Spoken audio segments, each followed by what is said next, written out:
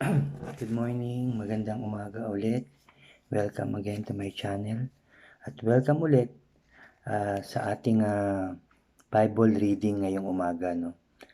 Kahapon, nabasa natin ang 1 King 10 to 11, chapter 10 to 11. Ngayon naman ay 1 King pa rin hanggang 12 to 14 ang ating babasahin. Kahapon ng umaga, nabasa natin ang mga magagandang nangyari sa buhay ni Solomon hanggang sa siya ay sumuway sa Diyos at talikuran ng ating Diyos, no? Nagpatayo siya ng iba't ibang imahe, no? Mga Diyos-Diyosan ng kanyang mga asawa. At sinabi nga ni Yahweh na mawawala sa kanya ang 10 lipi, no? At yun ay nagkatotoo hanggang sa may sinabihan si Yahweh na nasusunod na hari, ano. Tapos 'di ba dahil dito sinikap ni Solomon na ipapatay si Jeroboam, 'di ba ito yung sinabi? Ngunit ito ay nakatakas at nagpunta kay Shisak, hari ng Ehipto, na natili siya hanggang sa pagkamatay ni Haring Solomon. Yun nga, namatay na si Haring Solomon, no? Sabi dito sa chapter 12, pumunta sa Shechem si Rehoboam sapagkat nagtipon-tipon doon ang lahat ng mga taga-Israel upang siya ay gawing hari. Nasa Ehipto pa noon si Jeroboam na anak ni Nebat. Nagtago siya roon noong pinaghahanap siya ni Haring Solomon. Nang mabalitaan ni Jeroboam ang mga nangyayari, umuwi siya mula sa Ehipto. Siya ay kanilang pinasundo mula roon, humarap nga kay Rehoboam, si Jeroboam. Si Rehoboam yun ang anak ni Haring Solomon. Si Jeroboam, ito yung sinabi na ito rin ay maghahari, no? At ang buong Israel at sinabi sa kanya, napakabigat po ang mga pasaning hinatang sa amin ng inyong ama. Bawasan po ninyo ang paghihirap na ginawa niya sa amin. Pagaanin ninyo ang pasanin na aming dinadala at paglilingkuran namin kayo. Sumagot si Rehoboam, bigyan ninyo ako ng 3 araw upang mapag-aralan ng bagay na ito. At pagkatapos bumalik kayo. Kaya umalis muna ang mga tao noon. Sinangguni ni Rehoboam sa matatandang tagapayo na lingkod kay Solomon nang ito'y nabubuhay pa. Tinanong niya sa kanila kung ano ang dapat niyang gawin at ganito ang sabi sa kanya ng matatanda. Kapag pinayagan ninyo ang kanilang kahilingan at pinakita ninyong handa kayong maglingkod sa kanya, kapag sila'y inyong pinagkitunguhan mabuti, maglilingkod sila sa iyo habang panahon. Ngunit binaliwala ni Rehoboam ang payo ng matatanda. Sa halip, nagtanong siya sa mga kababata niya na ngayon ay naglilingkod sa kanya. Ano ang dapat kong isagot sa mga taong humiling na pagaanin ko ang pasaning inataw? Ipinataw sa kanila ng aking ama.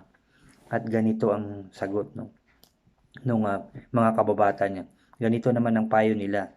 Sabihin mo sa kanila na ang iyong ama ay naging mahina at daragdagan mo pa ang paghihirap na kanyang pinasan sa kanila. At kung sila'y hinagupit niya ng latigo, hahagupitin mo naman sila ng mga panghampas na may tinik na bakal. Yun ang payo ng mga kababata niya. Pagkalipas ng 3 araw, bumalik si Jeroboam at ang mga tao ayon sa inutos sa kanila ng hari. Salungat sa payo ng matatanda, magaspang ang sagot na ibinigay ni Jeroboam sa mga tao. Ang sinunod niya ay payo ng kabataan. Kaya sinabi niya, kung mabigat ang Kung mabigat ang dalahin ipinatang sa inyo ng aking ama, daragdagan ko pa yan. Kung hinagupit kayo ng latigo, panghampas na may tinik na bakal ang ihahagupit ko sa inyo. Hindi nga pinakinggan ng hari ang karaingan ng mga bayan. Ganitong paraan ay natupad ang sinabi ng propeta ni Yahweh na si Abias kay Jeroboam na anak ni Nebat nang sila'y magkita sa Shilo. Nang makita ng mga taong bayan na ayaw silang pakinggan ng hari, ay sinabi nilang umuwi na tayo, o Israel. Ano bang mapapala natin kay David? Ano bang nagawa para sa atin ng anak ni Jesse? Pabayaan na natin ang sambayanan ni David. Umuwi na nga sa kanilang tahanan ang 10 lipi ng Israel, ang mga hinirang lamang sa mga lungsod ng Juda ang nanatiling sakop ni Rehoboam. Yun yung anak niya Haring Solomon. Pagkatapos pinapunta niya sa 10 lipi si Adoniram, ang tagapangasiwa sa pilitang pagtatrabaho, ngunit ito ay pinagbabato nila hanggang mamatay. Kaya nagmadaling sumakay si Rehoboam sa kanyang karwahe at tumakas patungo sa Jerusalem. Magmula noon patuloy na naghimagsik ang 10 lipi ng Israel sa paghahari ng angkan ni David. Nang marinig ng pinuno ng Israel na bumalik na si Jeroboam, siya ay pinatawag nila sa kapulungan ng bayan at ginawang hari ng 10 lipi ng Israel, at ang lipi lamang ni Juda at ang nanatili sa angkan ni David. So isa na lang yung 10 ay pumanig na kay Jeroboam. Pagdating ni Rehoboam sa Jerusalem, tinipon niya ang mga lipi ni Juda at ni Benjamin. Nagtipon siya ng 180,000 mga sanay na mandirigma upang digmain ang 10 lipi ni Israel at bawiin ang kanyang kaharian. Subalit sinabi ni Yahweh kay Simayas na kanyang lingkod, sabihin mo kay Rehoboam na anak ni Solomon at hari ng mga lipi ni Juda at Benjamin na huwag na nilang digmain ang 10 lipi ng Israel. Hayaan na niyang makauwi ang bawat isa sa kanyang tahanan, sapagkat ang nangyari ay aking kalooban. Sinunod naman ang utos ni Yahweh, sila umuwi na sa kanilang tahanan. Pinagtibay ni Jeroboam ang Shechem at kabundukan ng Ephraim at doon siya ay pansamantalang nanirahan. Pagkatapos lumipat siya sa Penuel. Naisip ni Jeroboam na kung magpapatuloy ang dating kaugalian na kanyang mga nasasakupan, malamang na manumbalik ang mga iyon sa angkan ni David. Ito ang sabi niya sa sarili: kapag ang mga taong ito ay hindi tumigil sa pagpunta sa templo ni Yahweh sa Jerusalem upang mag-alay ng mga handog, mahuhulog muli ang kanilang loob sa dati nilang pinuno, si Rehoboam na hari ng Juda, at ako'y kanilang papatayin. So nag-isip ng ganun si Jeroboam, baka raw manubali, kasi ang mga lipi na yung natitira pa, yung 10 lipi, nagpupunta pa rin sa Jerusalem para maghandog sa ating Diyos na buhay, sa ating si Yahweh, So nag-isip si Jeroboam na pag nagpatuloy daw ng ganun ang ginagawa ng yung 10 lipi na yun, baka raw mahulog uli ang loob kay Rehoboam na anak ni Haring Solomon. Doon uli sila pumanik at ipapatay si Jeroboam. Yun ang naisip niya. Kaya pag-isipan ng bagay na ito, pakinggan, gumawa siya ng 2 guyang ginto. Ito yung sinasamba ng ibang lipi, At sinabi sa mga taong bayan, huwag na kayong mag-abalang pumunta sa Jerusalem. Narito bayang Israel ang inyong Diyos na naglabas sa inyo sa Ehipto. Inalagay niya ang isa sa Bethel at ang isa naman sa Dan. At ang bagay na ito'y naging sanhi ng pagkakasala ng Israel. May mga pumunta sa Bethel upang sumamba at mayroon din sa Dan. Nagtayo pa siya ng mga sambahan sa burol at naglagay ng mga paring hindi mula sa lipi ni Levi. Diba ayaw ng ating Diyos yung sasamba ka sa ibang Diyos o sa Diyos-Diyosan, ano? Ginawa niya ang pista ang 15 araw at 3 buwan ng taon, katulad ng kapistahang ipinagdiriwang sa Juda. Nagandog siya sa altar ng Bethel sa mga guyang ginto na kanyang ginawa at naglingkod doon ang mga paring inilagay niya sa mga sagradong burol. Pumunta nga siya sa altar ng kanyang ipinatayo sa Bethel noong 15 araw at 3 buwan na siya ang pumili. Iyo'y ay ginawa niyang pista sa 10 lipi ng Israel at siya mismo ang umakyat sa altar at nagsunog ng insenso. Pagkatapos noon sa chapter 13, samantalang nakatayo si Jeroboam sa harap ng altar sa Bethel upang maghandog, dumating mula sa Juda ang isang propeta ng Diyos. Inutusan siya ni Yahweh na sumpain ang altar na iyon. Wika niya, altar o altar, pakinggan mo ang pinasasabi ni Yahweh. Isisilang sa angka ni David ang isang lalaki na papangalanang Josias. Papatayin niya sa ibabaw mo ang mga pari ng sagradong burol na naghahandog ng mga hain sa ibabaw mo. Pagsusunugan ka niyang mga buto ng tao. Sinabi pa niya, ito ang tanda na si Yahweh ang nagpapasabi nito, magkakadurog-durog ka. Sabi ganyan, magkakadurog-durog ang altar na ito at sasambulat ang mga abo na nasa ibabaw ng altar. Yun ang sabi ng propeta na pinadala ng ating Diyos. Nang marinig ni Haring Jeroboam ang sumpang iyon laban sa altar ng Bethel, itinuro niya ang lingkod, ng Diyos, lingkod ng Diyos at pasigaw na inutos, dakpin ang taong iyan. Ngunit biglang nagningas ang kanyang kamay na itinuro sa lingkod ng Diyos at hindi niya makilos iyon. Noon din nagkadurog-durog ang altar at sumambulat ang mga abo na nasa ibabaw ng altar gaya ng pinahayag ng lingkod ng Diyos.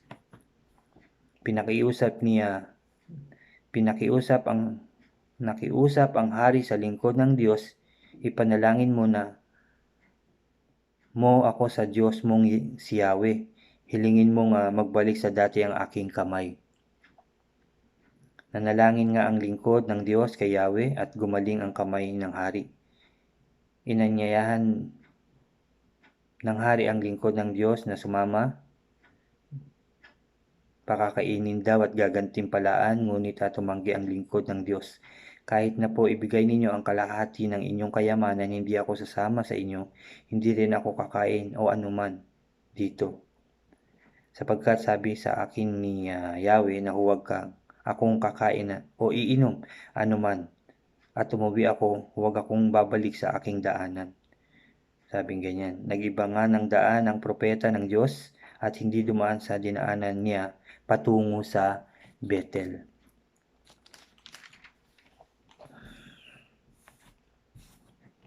Yung mga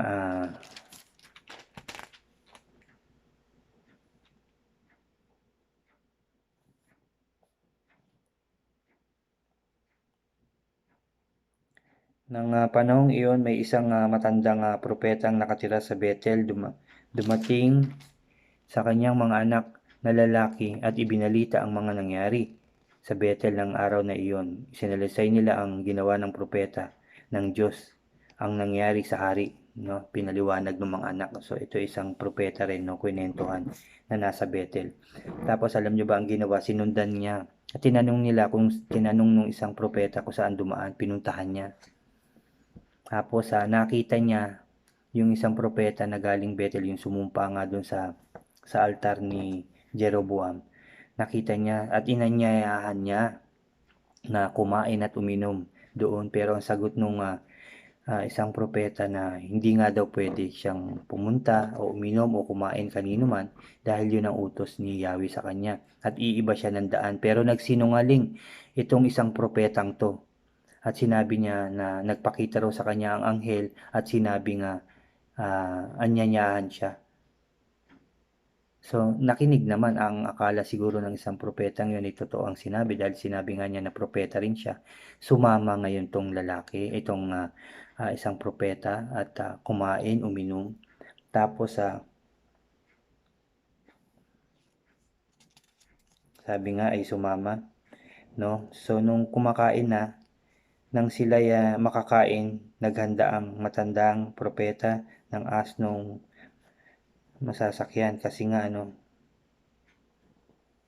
sabi, ito muna, sumama nga sa kanya ang propetang galing sa Juda, kumain siya, uminom sa bahay ng matandang propeta. Habang sila'y kumakain, dumating sa matandang propeta ang isang pahayag mula kay Yahweh. Kaya't sumigaw siya sa propetang galing sa Juda, ganito ang pinasasabi ni Yahweh, sinuway mo ang aking utos, bumalik ka sa iyong dinadaanan, at kumain at uminom dito sa lugar na pinagbabawal ko sa iyo dahil dito bangkay mo ay hindi malilibing sa libingan ng iyong mga magulang. Nagalit si Yahweh, no? Alam niyo ba nangyari, no? Tapos ito nga nang sila makakain, naghanda ang matandang propeta ng asnong masasakyan ng propetang galing sa Juda sa kanyang pag-uwi.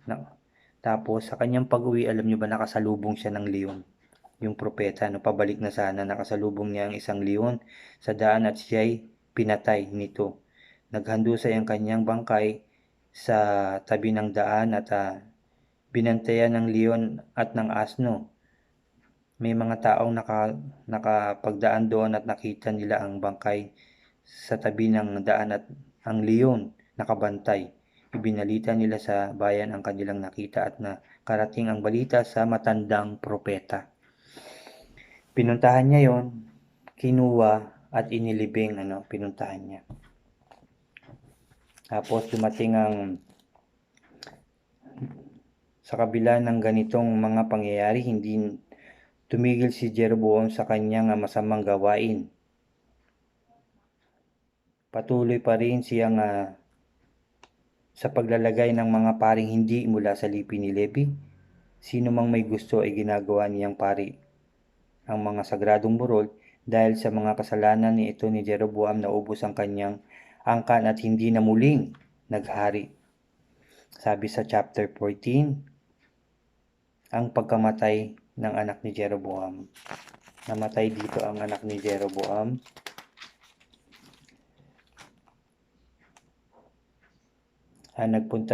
Pinapunta siya ni Jeroboam yung kanyang asawa upang magtanong sa isang tagapagsalita ng Diyos kung ano mangyayari sa buhay niya. At sinabi nga ng tagapagsalita na si Ahiyas na ayun nga na mamamatay ang kanyang anak, no?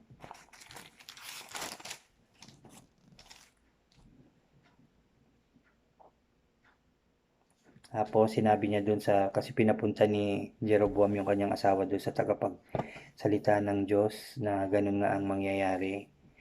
Tapos pinauwi na siya. Ngayon umuwi na kayo. Ngayon umuwi na kayo, sabi ng matanda. Pagpasok ninyo sa bayan at mamamatay ang inyong anak. Papagluksa siya ng buong Israel at ihahatid sa kanyang libingan, sabi ganun. Ngayon, tapos nagmadaling umalis ang asawa ni Jeroboam at nagbalik sa Tirza. Pagdating niya sa pintuan ng kanilang bahay, namatay ang bata. Ito yung sinasabi ng tagapagsalita ng Diyos na mangyayari nga sa anak nila ni Jeroboam.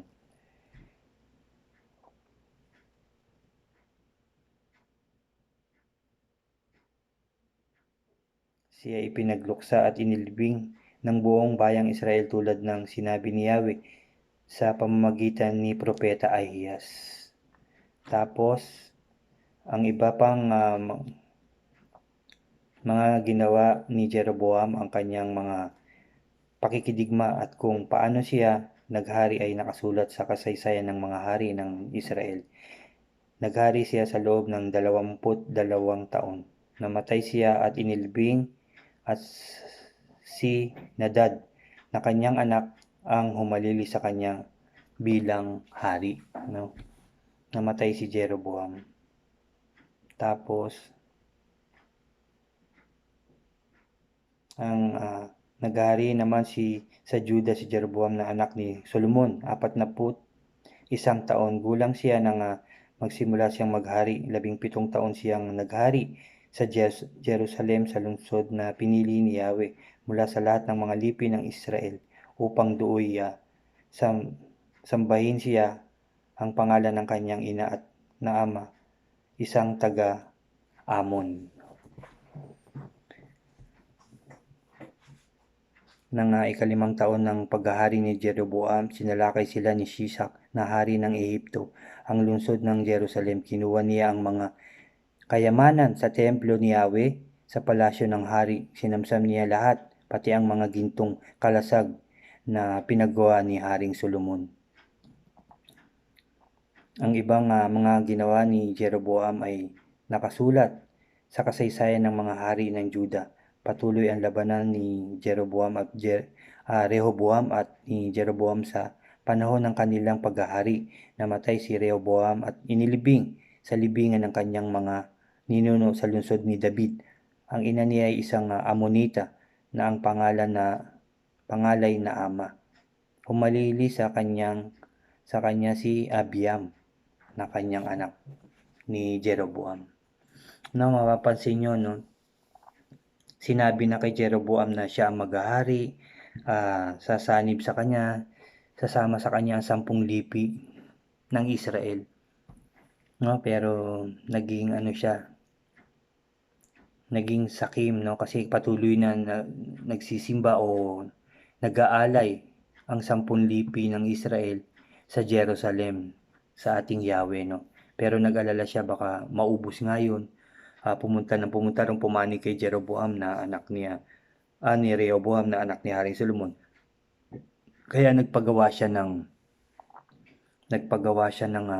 mga ribulto, no, mga imahen na Diyos-Diyosan. Yun ang ikinagalit ng ating Diyos.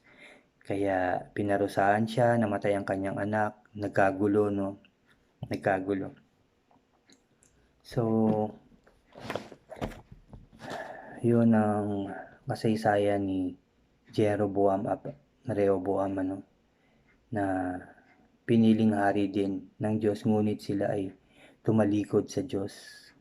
Tinalikuran nila ang Diyos. Hindi nila sinunod ang Diyos, Makikita nyo rin na ayaw talaga ng Diyos na sasamba sa ibang Diyos-Diyosan. Kasi Diyos-Diyosan lamang yun, ba't mo sasambahin? Siya ang tunay na hari natin, siya ang nagbigay ng lahat para sa atin. Siya ang nagbigay buhay sa atin lahat. Bakit mo kailangan sumamba sa Diyos-Diyosan? Na hindi naman buhay, na bato, na hindi naman nagsasalita, hindi nakakarinig, hindi ba? Kundi siya ang ating Diyos na nasa langit na handang makinig sa atin lahat, handang magbigay ng anumang pangangailangan natin. Magtiwala lang tayo, mahalin natin siya ng buong puso, buong buhay, buong kaluluwa natin, at ibibigay niya ang kahilingan natin. Hindi niya tayo pababayaan, lalo-lalo na sa mga oras na to.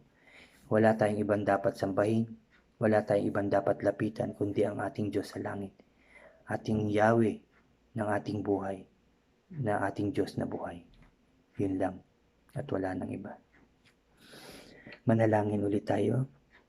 Aming Diyos na makapangyarihan sa lahat, maraming salamat pong muli sa umagang ito dahil nakarinig na naman kami at nakapagbasa ng inyong mga makapangyarihang mga salita, O Diyos. Sa iyong mga salita na nagbibigay buhay sa amin lahat, nagpapatatag sa aming pananampalataya, nagbibigay kaalaman at karunungan, nagbibigay pag-asa, nagbibigay ng katagumpayan sa aming mga buhay, O God.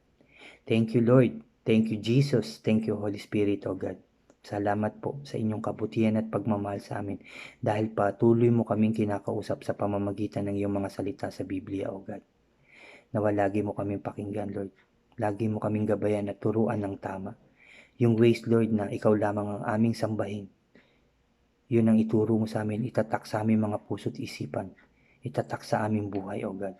At lumakad ng matuwid tungo lamang sa iyo, O God. Huwag mo kaming pabayaan malihis, O God.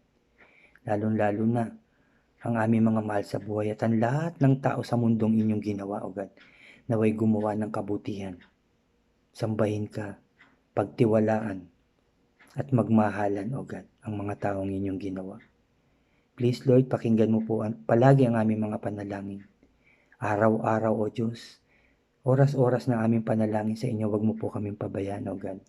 Lord, nananalangin kami na ihil mo na ang buong mundo, O God. Gamutin mo ang buong mundo sa karamdaman niya. Linisin mo ang aming mundo, O God. Kagaya ng paglilinis mo sa pagkatao namin, O Diyos. Linisin mo ang aming mundo, O God. Huwag mo kaming pabayaan. Kaawaan mo po kami, O God. Nawa, tuluyan nang mawala ang encode na yan. In Jesus' name, O God. In Jesus' name. Upang makapagsimula na kami ng maayos, O God. Nangangako kami, Lord, na sa pag-ayos muli ng aming mundo, magsisimula kami ngayon ng maayos na buhay tungo sa iyo, O God. Pakikinggan ka namin, magbabasa kami ng iyong mga makapangyarihan salita. Susunod kami sa iyo at sasambahin ikaw lamang, O God. Dahil ikaw lamang ang aming Diyos, O God. Please, Lord, kaawaan mo po kami at bigyan ng isa pang pagkakataon sa aming mga buhay na maayos namin ang lahat at pagsisihan ng totoo ang aming mga kasalanan at sumunod lamang sa inyo, O God. Please, Lord, please, Jesus, please, Holy Spirit, huwag mo kaming pabayaan. Lord, salamat dahil alam ko nakikinig ka at pagbibigyan ng aming mga panalangin at magiging maayos na ang aming mundo. In Jesus' name po, O God. In Jesus' name po. Salamat, Lord. Inaangkin na po namin, O God, ang katagumpayan ng aming mga panalangin. Siniselyuhan ko na ng banal na dugo ng aming Panginoong Kristo ang aming mga panalangin na kami tagumpay na. In Jesus' name, O God. Pinupuri ka namin, pinasasalamatan, sinasamba at dinadakila, O Diyos, sa tanging pangalan ng aming Panginoong Kristo na aming tagapagligtas. Ang lahat ay magsabi ng Amen and Amen. Amen po. Salamat pong muli. Salamat po. Nawa nga ay nabago tayo ng ating Diyos sa ating mga narinig at nabasa. Magpatuloy tayo sa ating kabutihan at sa kautusan ng ating Diyos tayo sumunod. Salamat at doon sa mga bago po, mag-subscribe po ulit, like po ang ating video at hit nyo po yung notification bell para updated po sa lahat na bago pang video na i-upload ko po. Salamat po. Mabuhay po tayong lahat. At God bless po. God bless po sa ating lahat. Salamat.